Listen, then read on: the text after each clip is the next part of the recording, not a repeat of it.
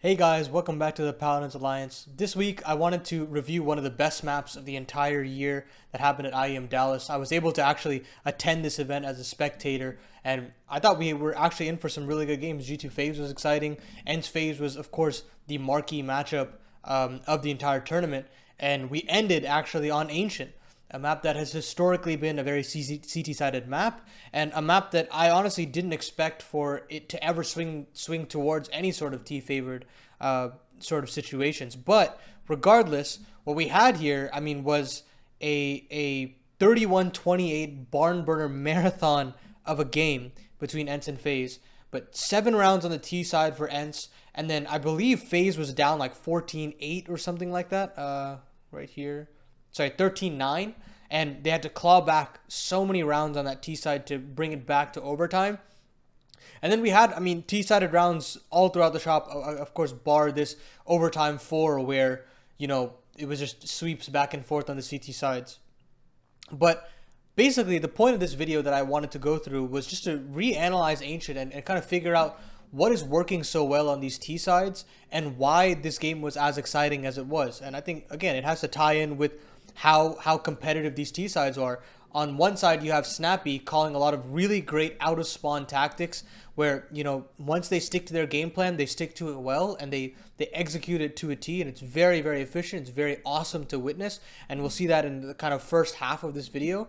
And in the second half of this video, we'll basically be talking about FaZe's comeback and clawback, and that kind of relies on Kerrigan's mid-round calling, mid to late round calling, and that's super impressive to see both those styles of in-game leading happen in the biggest of stages. Was super exciting to witness in person, but looking back on it as well, it holds up very, very well, and I don't think there's really one way to play the game right now. I think you can play either style of the game and still be rewarded, as you can see from the successes of both of these rosters outside of this series and this event. That being said, I do still want to see what sluggishness came from the overtimes and what actually took ENCE over the edge. We will see that in this situation, those calls out of spawn were just a little bit more effective than those mid to late round calls once FaZe ran out of momentum and Kerrigan couldn't actually call up a storm on some of these T sides. But without further ado, let's get into ENCE's T side in regulation. So it doesn't actually start well for ENCE on this T side. They actually had to do a little bit of clawing back on their own. But once they get the ball rolling, they didn't actually let up. And that came to some really cool conditioning from Snappy that it'll all kind of start from this round here, round number 9.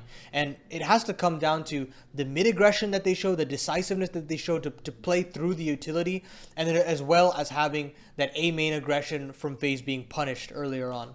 So in this round, of course, Snappy will call a timeout just because of how big of a rut that they're in. But you'll just see Diha completely just burrows through this utility once that smoke comes up. But one simple flash through, Brokey gets a little bit uncomfortable from the spam and actually tries to evacuate the situation. But while this is happening, Nerds is already coming through this donut smoke, and Rops has actually opted in for the double op setup, and this is where the A prong is going to have to capitalize on the situation. So we'll look at Senpaius trying to claw in. Modern actually drops the bomb after he dies there, but the trade comes out, and that's what's the most effective. After this happens, this procs Nerds to fly through donut. He rings the bell of Brokey, but keep in mind that Twist is still alive at this point, and this is where Diha does a lot of the heavy lifting. He kind of takes a huge risk to just wide swing this angle. He wins out that fight, understands that there's a player CT, baits out the shot onto Brokey, and wins that fight onto Kerrigan as well. Great awareness knowing that once that CT lane is clear, he could be coming Temple as well. So knowing on this low HP, they've got all of this part of the map cordoned off. I think they basically hear a footstep on Rain in A main, and Diha closes the round out. A 4K from him. And you need some of those individual plays to work out. But the key thing here is just that brazen play up mid to kind of make Brokey uncomfortable in that red room and just take and abuse Donut just by going through those smokes and making those A-side players uncomfortable. You see that Twist can't really do anything beyond that one kill, and neither can Rops. The trades are efficient and the call is decisive.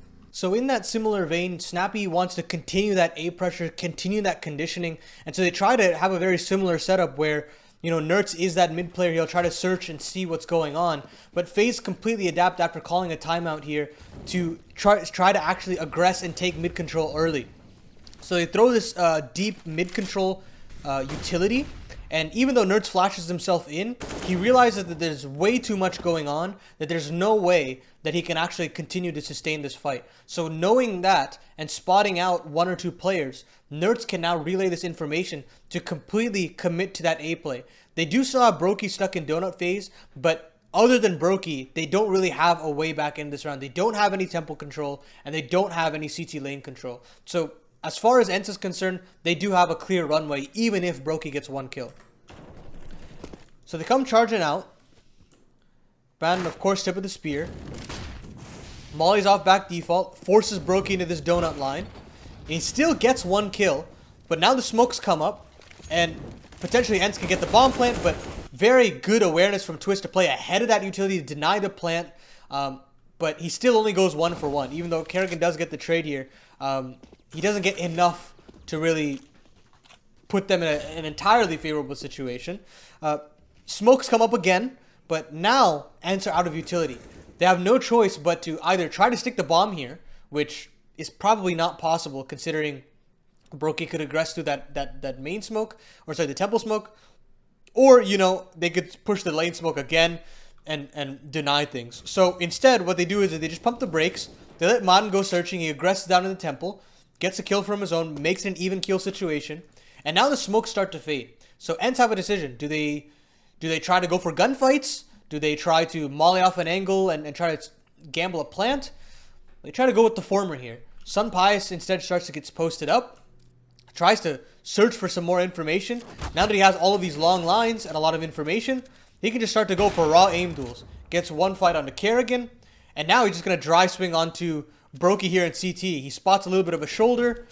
Great little shot on Brokey. I think Brokey missed there, frankly. And Sun Pius closes it out onto Rops. And that's how they get their third round. Another very big individual play. But the main name of the game here is the conditioning and making FaZe consider, look, we've got to hold on to mid as many rounds as possible. We've got to go for that control as much as possible. But at the same time, we do still have to be aware of the aggression that they can show in A main and just take the A side all by their lonesome. And they never really find a solution for this.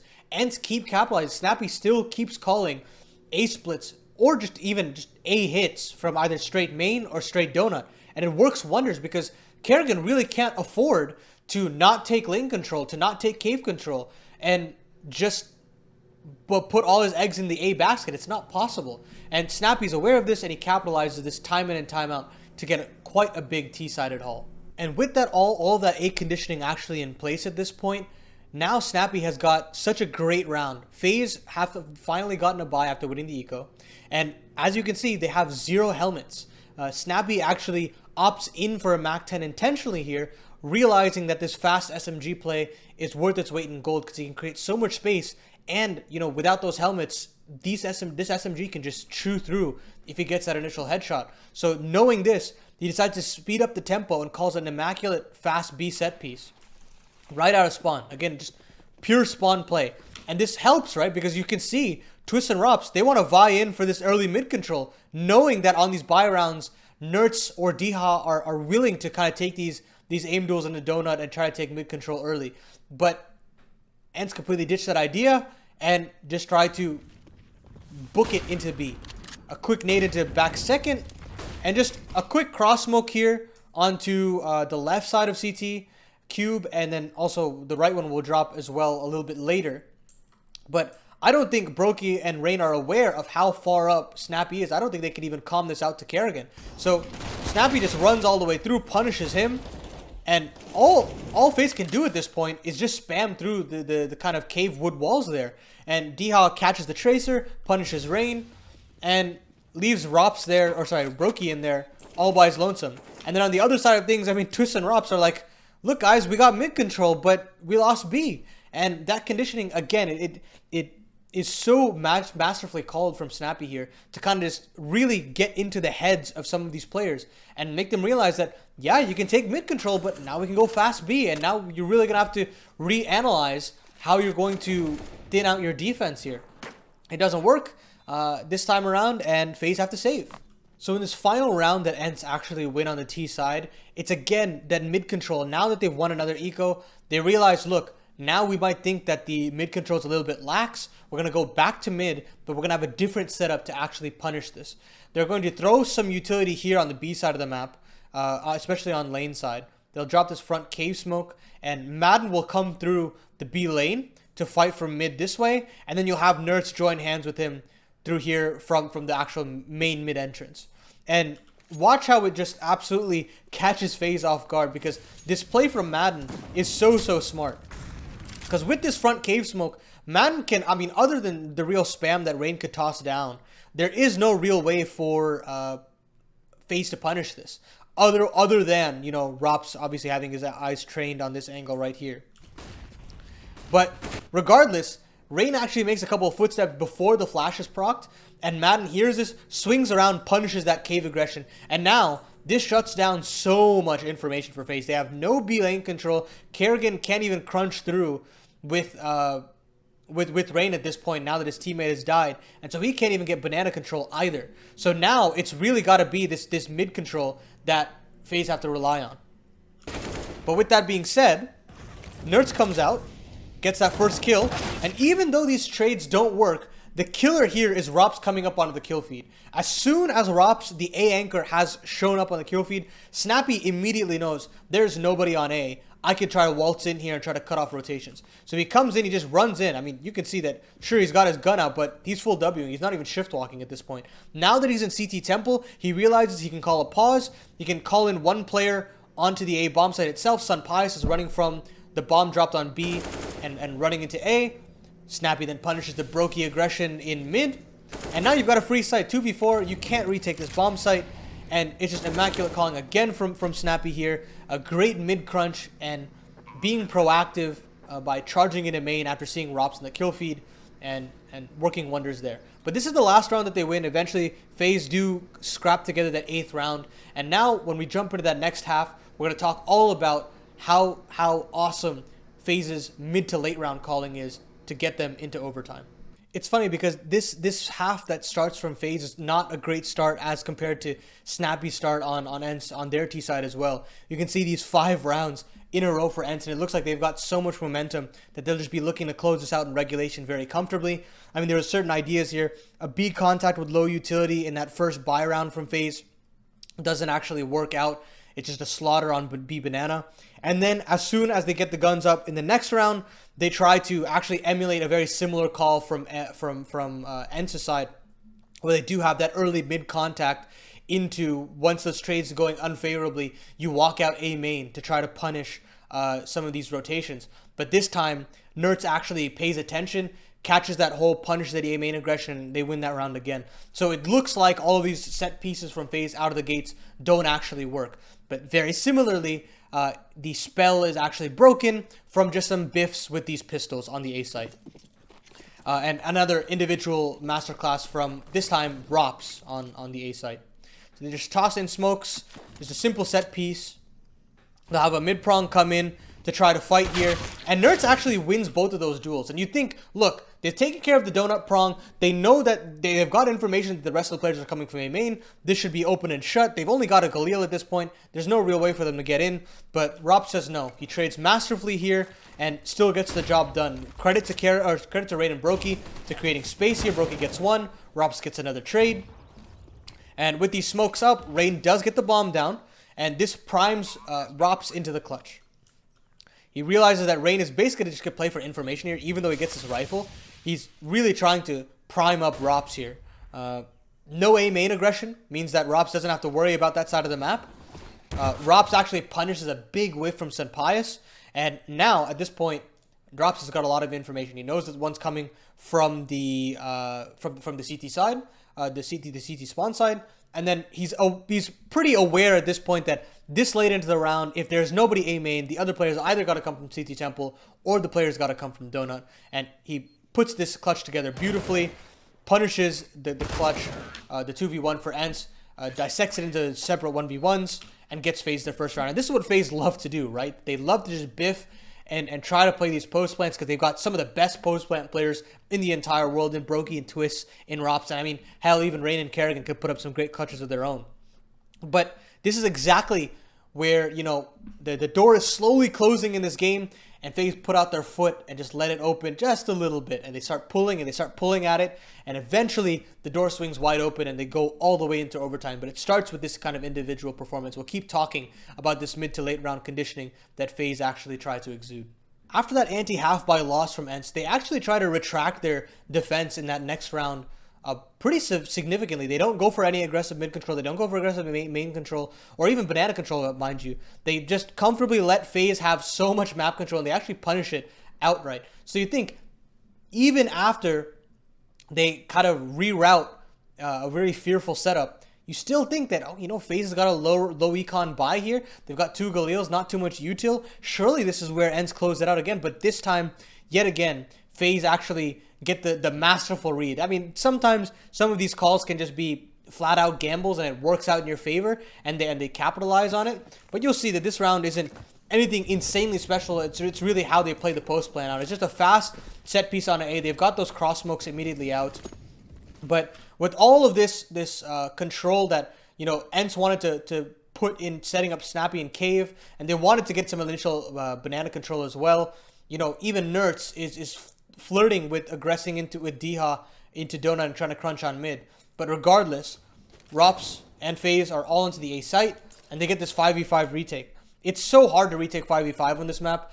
You know, 3v3s, 4v4s, maybe it's possible because it's less angles to flush out, but with how many players there are on this A site at this point, it's just so difficult to actually trade your way efficiently onto this bomb site. And you can see that with this being said, you only have a couple little bits and bobs of aggression where Brokey decides to aggress, or not even aggress, just punish some aggression here onto Madden.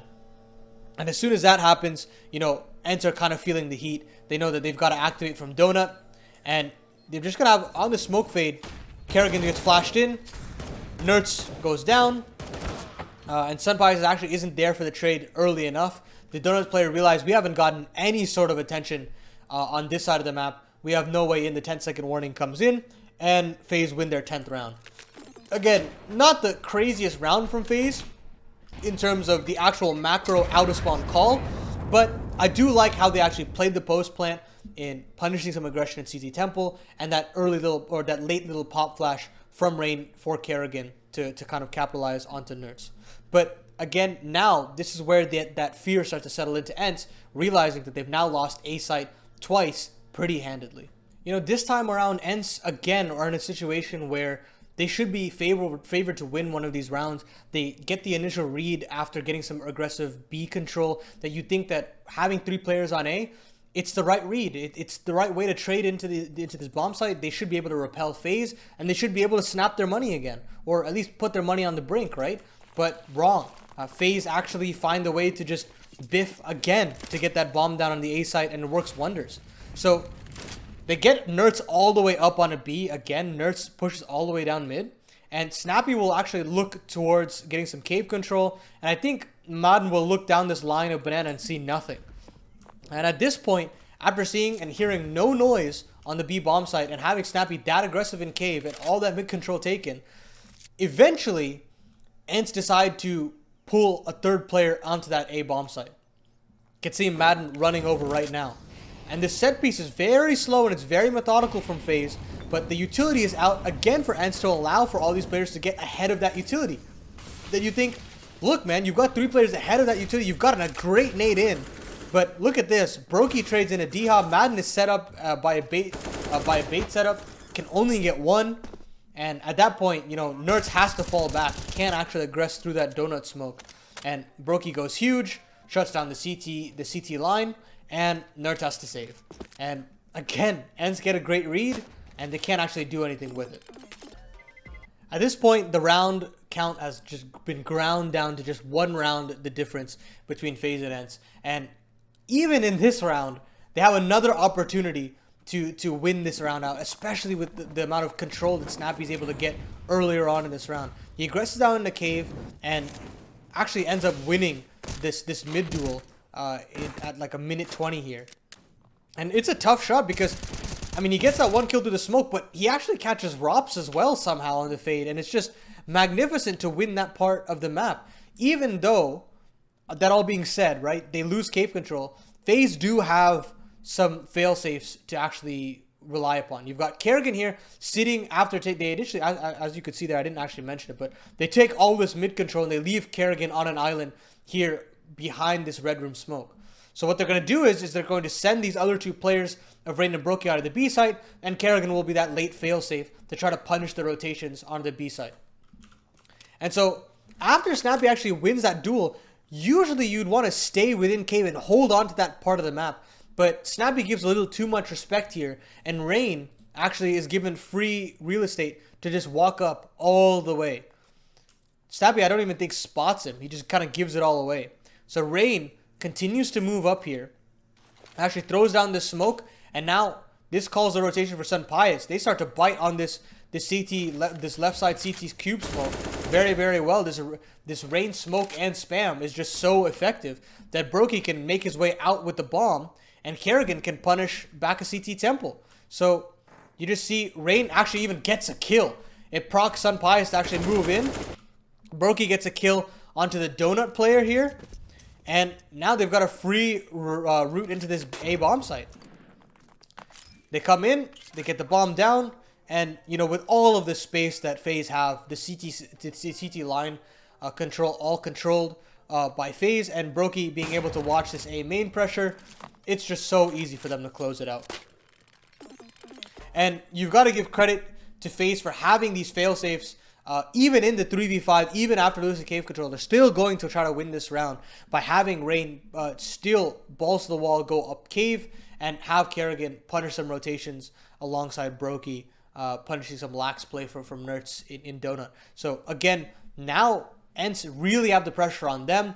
They're running out of money, they're running out of rounds, and this is where FaZe do their best work, where they really seep into the heads of the other team and kind of chip away at them. And this is where, you know, it feels like it's anyone's game, but in reality, maybe FaZe should be closing this one out. This final round, though, and still find a way to get match point first, right? But regardless, when the pressure is at its all-time high, the experience really starts to show from Kerrigan, and you could start to see the nervousness from the players on ENCE. And this is where Kerrigan calls an absolute beauty in round number 30 to bring it to overtime. It's just, it's insane. If you have to take anything from this video, it should be this round in particular. So what they're going to do here initially is they're going to leave Rain outside of B to kind of hear if there's any aggression coming down from lane or any aggression potentially coming down from cave. I mean, I don't know if he's going to hear too much from here, but it's mainly this lane aggression, this banana aggression that Rain is looking for. And while all of this is happening, FaZe is going to actually leave some players in main and try to show some mid donut pressure here as well. So keep an eye on Rain later on in the round, but as of right now, Kerrigan is going to push up into A, and they've got Sun Pius here as well. Sun Pius starts to hear some of these footsteps. I believe Diha is starting to hear some noise as well, and they start to really be concerned. You know, meanwhile, Rain is still sitting outside of B, and FaZe kind of pumped the brakes a little bit. They wait for just a little while, and then they throw this mid smoke in front of red room. They throw some ace set piece smokes as well. They throw a front CT lane smoke and a front CT temple smoke, and that's and even after this, right? They take all of mid control. That after all of this space is being taken, right? You think, okay, they're coming into A. They must be executing. They've got so much A control. Why would they not go A? But they actually pull the brakes. Rain can finally walk out now that the CT smokes have fallen outside of spawn, T-spawn, and gets a lot of information here. So Rain starts to poke and prod, and ENCE are now not really that they're not really that aggressive on the B side. They don't have too many resources here on this side of the map. So FaZe decide to take cave control. They make so much noise here. Twist and Brokey continue to spam. We're getting down to this 40-second mark, and this is where that experience comes into play. You can see that they're just all so nervous. They bite so hard on this play. Look at all of these players coming to rotate on this B site. But the foolproof plan from Kerrigan here is he's got another ruse left up into the tank. Kerrigan and Rops are laying in A main. They realize that this is now our time to strike. And they completely bail. They leave Twist here to try to take some duels. Continues to spam. Continues to try to take aggression. And Twist even gets 1 kill after that. And as soon as he goes down, you know, that's when the kind of penny drops for ENCE. And they realize they're on A, guys. We've completely abandoned the wrong bomb site. And by that time, it's too late. I spoke about this before, right? How difficult it is to hold on to a bomb site in a 5v5, in a 4v4. There's just too many angles to kind of clear out. They don't have any util to clear. They've got the single smoke and the single flash. And that's all they've got to work with. And at this point, you know, how do you get in? You just don't, really. The flash doesn't help at all. You know, Kerrigan's punishing the CT line. Rain gets 1, even though he gets traded out. You've got Brokey punishing the donut aggression. Rops taking care of the CT line. And Brokey finishes it off. And now we go into overtime. What a masterful call from FaZe. So it's tough to pick out a lot of the T rounds in overtime, mostly because, I mean, in terms of FaZe, it was literally just trying to trade in a certain part of the map and just trying to brawl your way into these bomb sites, play the afterplan, commit to kind of FaZe's identity. And it worked for the most part. I mean, they're sitting at match point here as well. But in this state of the game, I mean, even ENCE was trying to fall into that same kind of identity crisis where they would try to just brawl for one part of the map again and again and hope to God that it would work out in their favor. But there were still some really cool calls from ENCE that actually took them over the top. And one of the rounds here in specific is, again, that reliable A split call that was working so well for them in regulation. And you'll see how well it works here, where Nerds decides to kind of say screw it to the initial mid utility and the spams from Twist, that he'll go through his own donut smoke and link up with the rest of ENCE. And luckily for them, Rops only gets 1 kill here. They trade out the boosted main player very well. At least Twist in the back of default, pretty susceptible. And even though he gets 1, there's a really nice setup here. There's a failsafe in Diha and a nade from Madden as well to shut down Twist.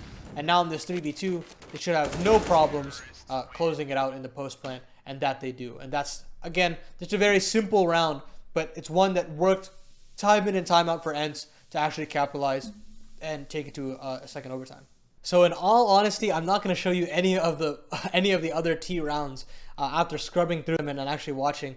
It wasn't really even worth kind of showing because of how simple some of these rounds were and how bloodbath of a game it was. I mean, it was very good in terms of a viewing experience, but in terms of the actual tactics of these rounds, I'm not really going to go into them all too much. I'm basically going to just talk about these last 2 rounds that ENCE had to win on their T side to actually close out this game. And one of them has to come down to the absolute balls on Madden to be this kind of brazen in mid. Smokes himself in and just goes and gets spammed down significantly here and still commits to holding this red room control. And with FaZe not going aggressive in A, they don't really have too much information as to where ENCE are going to go, and it's going to be this A set piece here. Snappy actually gets a lot of space and beats some utility to get some space onto B. And they throw a little bit of a molly in front of Cave, and Rain actually makes the incorrect decision of trying to play ahead of that. Maybe not an incorrect decision, but it's a risk nonetheless, and Snappy punishes it regardless. Nerds tries to punish Kerrigan, trying to get cheeky with this smoke. And even though he gets traded out by Brokey, Snappy is there to trade once more. And now, this actually primes Madden very, very well. Perfect timing on the flank, kills Rops, gets the information that Twist is there as well. And Twist can't really do anything in this round. Nowhere to really go. He runs out of bullets, and ENCE get match point once again.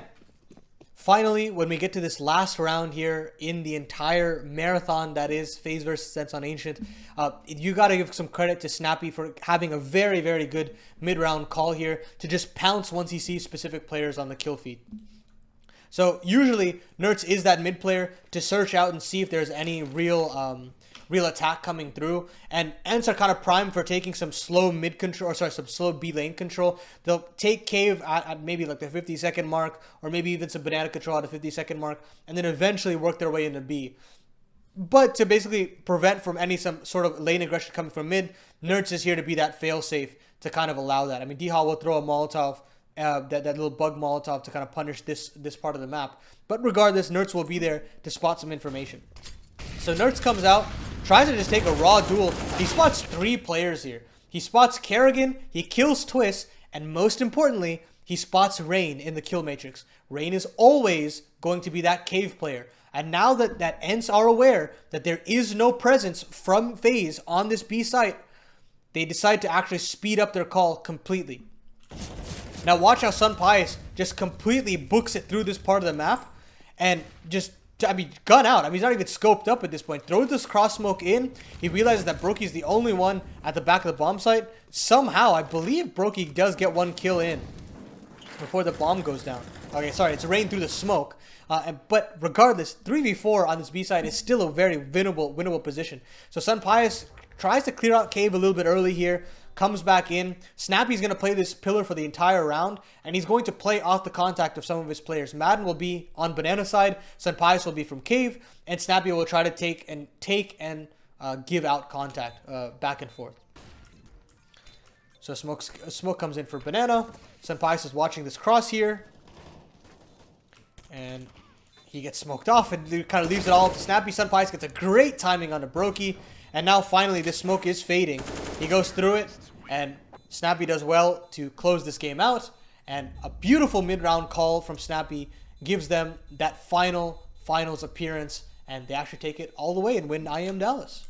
You know, Ancient as a map for me wasn't necessarily the most fun I had on a map. I kind of disliked it for a long time, but I think this map really dragged me over the line. In terms of the viewing experience, of course, it was top tier, but in terms of the tactics as well, we got to see one of the best out of spawn callers in the game right now against one of the best mid-round callers in the game right now, and to see those kinds of playstyles clash in this fashion, and you can actually see the fruits of their labor actually come out to full effect, as opposed to some certain rounds previously in like the old Ancient, where some of those rounds couldn't come to fruition. It's really nice to see that Ancient has blossomed into a map that can be very exciting to watch, and this was kind of huge proof of that. And I hope you like this kind of long form content to kind of dissect these T-sides. I was just really excited to see all of it play out in real time, and I wanted to go back and see what was offered beyond that. Of course, these CT sides will always be the kind of cut and dry meta rounds as you expect, but how do they do it on this T-sided rounds was very interesting to me, and I hope you guys found it as interesting as I did. But you know, leave a comment. Let me know if you like this type of content. I would love to keep doing this if you guys did. If you guys did like this, and you know, it's always going to be exciting for me to break down a demo in this kind of fashion. Pick a team, pick a map, whatever you guys so please, and maybe we can dissect some more T-sides. I'd love to do that. But that's all from me here. Stay tuned for some more weekly content on the Paladin's Alliance channel, and I will catch you guys next week. Peace.